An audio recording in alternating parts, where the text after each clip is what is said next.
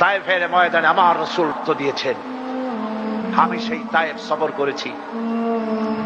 সেই তায়েফ, আমি তায়েফের ইতিহাস হাদিসে পড়েছি, চোখে দেখি নাই। তায়েফের চিত্র নিজের চোখে দেখে প্রাণ ভরে কেঁদেছি, যেখানে রাসূলের রক্ত পড়েছে। 3টি জায়গায় রাসূলের রক্ত পড়েছে। সবচেয়ে বেশি রক্ত পড়েছিল যে জায়গাটিতে, সেই জায়গায় প্রাণ ভরে কেঁদেছি। আমার স্ত্রী আমার সাথে ছিলেন। আমি তায়েফে গিয়ে লোকেরা আমাকে যখন বলল বিশ্রাম নিতে, আমি বললাম না, বিশ্রাম করব না, আগে আমারে নিয়ে যাও। আমার রাসূলকে মারছিল যে রাস্তাটা, ওই রাস্তাটা আমার আগে দেখাও। 3 দিনের না খাওয়া, রাস্তার 2 দিকে কাফেরেরা দাঁড়ানো, চতুর্দিক থেকে পাথর মারা শুরু করে দিল। আহারে, এমন সুন্দর চেহারার মানুষ দেখে কেমনে মারল তারা। হুজুর পড়ে গেলেন, ওরা কাফেরেরা এসে জোর করে ধাক্কা মেরে হাঁটানো। আবার হুজুর পড়ে গেলেন, বেহুশ হয়ে পড়লেন। আবার ওরা উঠাইয়া জোর করে আবার হাঁটানো। তৃতীয় শেষ জায়গায় গিয়ে হুজুর বেহুশ হয়ে পড়ে গেলেন। শরীর থেকে সবচাইতে বেশি রক্ত পড়েছে সেখানে। আমি লম্বা সেজদা পড়ে এত কান্না কাঁদছি, আরে আমার নবীজির রক্ত পড়েছে এই মাটিতে। ফেরেশতারা এসে বলছেন, হে রাসূল, আপনার এই অবস্থা দেখে আকাশের ফেরেশতারা কাঁদতে কাঁদতে অস্থির হয়ে গিয়েছে।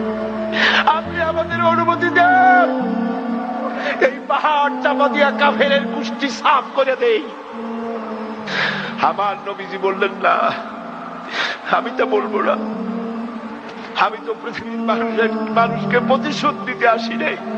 আমি যদি হুকুম করি আর আমার হুকুম মতো সবগুলি যদি পাথর চাপা দিয়ে মারিয়ে ফেলে দাও, তাহলে আমি কালে পৌঁছাবো লা ইলাহা ইল্লাল্লাহু মুহাম্মাদুর রাসূলুল্লাহ।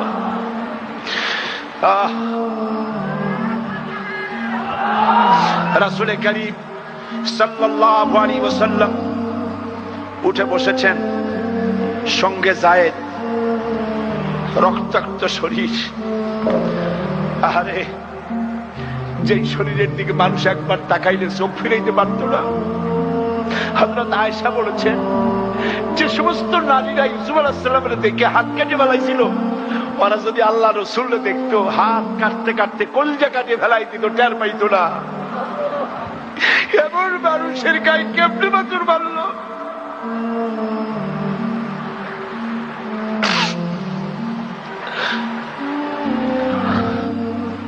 রাসূল কারীম সাল্লাল্লাহু আলাইহি ওয়াসাল্লাম বসে আছেন, শরীর থেকে রক্ত ঝরছে।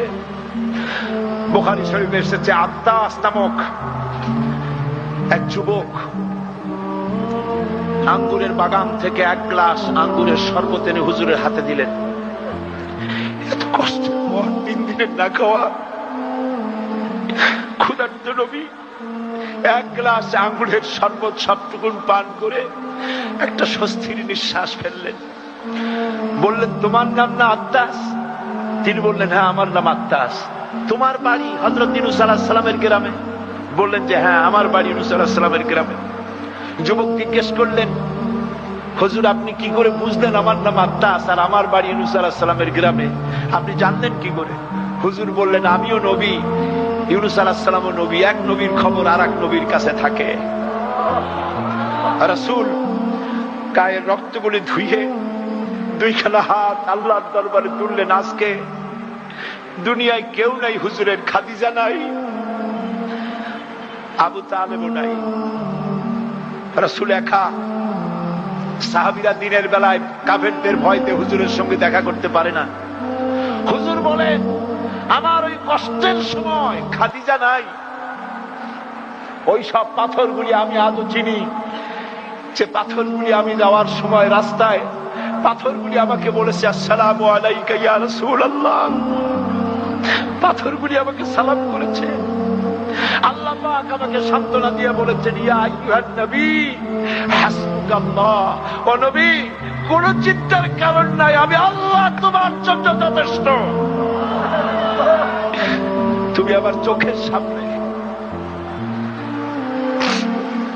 হযরত খাদিজা রাসূলুল্লাহ কোন সময় ভুলতে পারেন নাই।